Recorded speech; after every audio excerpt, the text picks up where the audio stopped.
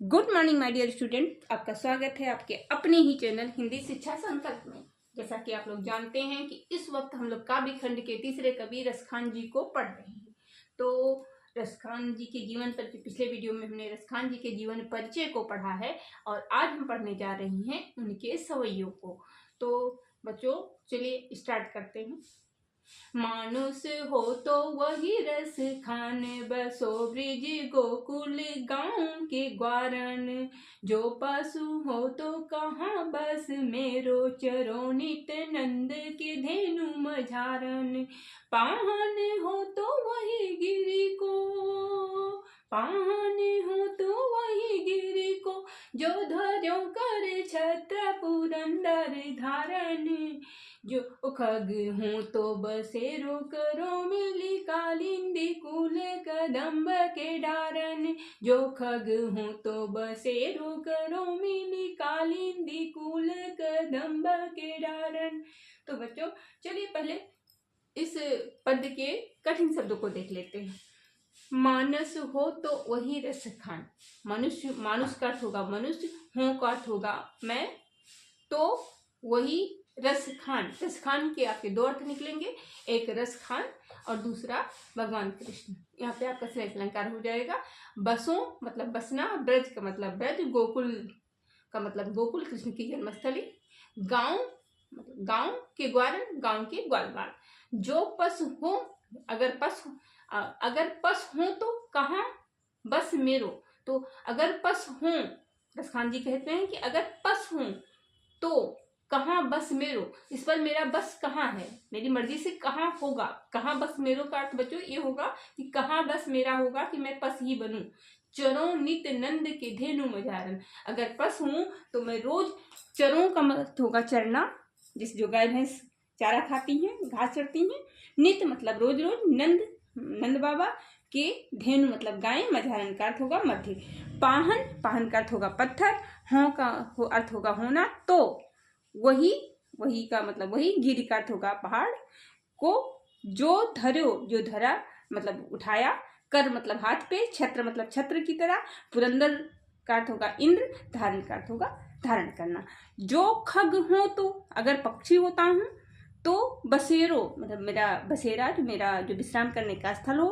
करूं कहाँ पे करूं, बसेरा कहाँ लूं, कहाँ पे विश्राम करूं। मिल कालिंदी कूल कदम्ब के डारन।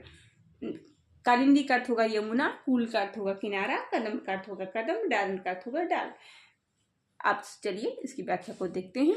मानुष हो तो वही रसखान। रसखान जी कहते हैं कि हे प्रभु, हे भगवान कृष्ण, अगर मैं मनुष्य हूं तो मैं कहाँ रहूं, बसूं कहाँ, कहाँ मेरा वास घर हो। ब्रज गोकुल गांव के ग्वारन। ब्रज के गोकुल, ब्रज भूमि के गोकुल गांव के ग्वाल बालों के बीच में।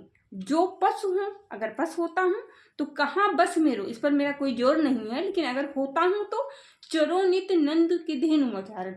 रोज मैं नंद बाबा के गायों के बीच में चरूं। पाहन हूं, अगर पत्थर हूं तो वही गिर को, उसी पर्वत की जो भगवान कृष्ण ने इंद्र के घमंड को चूर करने के लिए धारण किया था। जो खग हो तो, अगर पक्षी होता हूं तो बसेरो करूं, कहाँ पे मैं बसेरा लूं, कहाँ पे मैं विश्राम करूं। मिल कालिंदी कूल कदम्ब के डारन। कालिंदी यमुना के किनारे जो कदम्ब का पेड़ है उसी की डार पर मैं विश्राम करूं। तो बच्चों ये इस पद में रसखान जी ने अपने कृष्ण के लिए अपने अथाह प्रेम को व्यक्त किया है कि मैं किसी भी रूप में, मनुष्य हूँ, पशु हूँ, पक्षी हूँ, पर निर्जीव पहाड़ हूँ, तो भी मैं कृष्ण के ही पास में रहूं, उसी ब्रजभूमि में ही रहूं। कहा जाता है कि रसखान जी का जितना प्रेम कृष्ण से है उतना ही प्रेम ब्रजभूमि से भी है। उसी का यहाँ पर चित्रण हुआ है इस पद में। तो चलो पहले संदर्भ को देख लेते हैं। अगर आपको बच्चों कहीं भी अगर पद की व्याख्या आती है तो संदर्भ तो जरूर आता है। तो चलिए पहले हम लोग संदर्भ को देखते हैं। तो संदर्भ आप ये लिखेंगे कि प्रस्तुत पद्यांश हमारे कवि रसखान जी के रसखान सुजान नामक ग्रंथ से लिया गया है, जो कि हमारी पाठ्य पुस्तक काव्य खंड में सवैया नामक शीर्षक से उद्धृत है। ये हो गया आपका संदर्भ। क्या हो गया? प्रस्तुत पद्यांश हमारे कवि रसखान जी के सुजान रसखान नामक ग्रंथ से लिया गया है, जो कि हमारी पाठ्य पुस्तक काव्य खंड में सवैया नामक शीर्षक से उद्धृत है। अब देखते हैं प्रसंग। तो प्रसंग बच्चों इसका ये है कि रसखान जी किसी भी रूप में कृष्ण के समीप रहना चाहते हैं, चाहे सजीव हो निर्जीव हो, चाहे पशु हो पक्षी हो पत्थर हो कुछ भी हो, लेकिन वो ब्रज में ही रहना चाहते हैं, जिससे उन्हें कृष्ण का प्यार मिल सके, कृष्ण का सानिध्य मिल सके। तो चलिए अब देखते हैं दूसरे सवैये के। आज गई हुती भोरे ही हो, रस खान रही वही नंद के भौने, बाको जियो जुग लाख करोड़, जसोमति को सुख जात कहो नहीं, तेल लगाई लगाई के अंजन, भौहें बनाई बनाई डिठो नहीं, डारी हमेल निहार निहारत, भारत ज्यों पूचकारत छोने, भारत ज्यों पूचकारत छोने। अब जो इस पद की भी व्याख्या को पहले देख लेते हैं, सवैये की भी व्याख्या को पहले देख लेते हैं। आज गई हुती भोर ही हो, एक सखी दूसरी सखी से कह रही है कि आज मैं सुबह सुबह ही हुती, आज गई हुती भोर ही हो, सखी आज मैं सुबह सुबह ही उठ के नंद जी के महल चली गई थी, और वहां पे क्या देखा उसका वर्णन कर रही है। बाको जियो जुग लाख करो, वो बाका छोरा नंद का लाखों करोड़ों वर्ष जिए, जो सोमति को सुख जात कौन, सोमति के सुख का हम वर्णन नहीं कर सकते हैं। उनके छोरे को देखा और जसोदा इतनी सुखी थी कि उनकी सुख का हम वर्णन नहीं कर सकते, उसको हम कह नहीं सकते हैं। तेल लगाई लगाई के अंजन, तेल लगा के काजल लगा के भौहें बना के और डिठोने, डिठोने का अर्थ बच्चों ये होगा जो माएँ अपने बच्चों को काजल लगाने के बाद एक टीका लगाती हैं जिससे नजर ना लगे, उसे आप नजर बट्टू भी कह सकते हैं।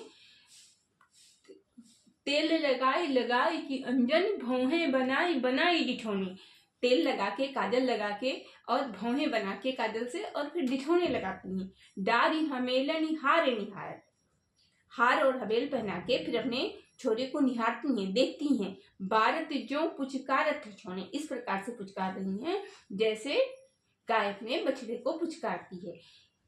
वो इतना सुंदर, कहने का मतलब है, रसखान के कहने का मतलब है, एक सखी दूसरी सखी से कह रही है कि वो इतना सुंदर दृश्य था, जसोदा इतनी खुश थी कि उनकी खुशी का वर्णन हम नहीं कर सकते हैं।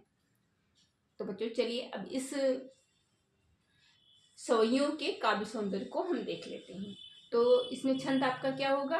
कोई भी पूछता है कि रसखान जी का छंद कौन सा है तो क्या बताएंगे आप लोग? सवैया। भाषा कौन सी है? ब्रज। शैली कौन सी है? मुक्तक, क्योंकि रसखान का पूरा काव्य मुक्तक शैली में है। अलंकार आपका एक जगह पे थोड़ा सा श्लेष आ रहा है, मैंने लिखा नहीं है। एक रसखान के दो अर्थ हो रहे हैं, एक रसखान और एक रसखान मतलब भगवान कृष्ण, और ये कालिंदी कूल कदम्ब के डारण, इसमें आपका प्रास अलंकार हो जाएगा। रस आपका शांत है और भक्त कह लीजिए, क्योंकि रसखान जी कृष्ण के भक्त में ही ओतप्रोत होके अपने पुनर्जन्म के बारे में कह रहे हैं कि मैं किसी भी रूप में, जिस भी रूप में रहूं वो ब्रज में ही रहूं, इसलिए भक्ति रस भी कह सकते हैं।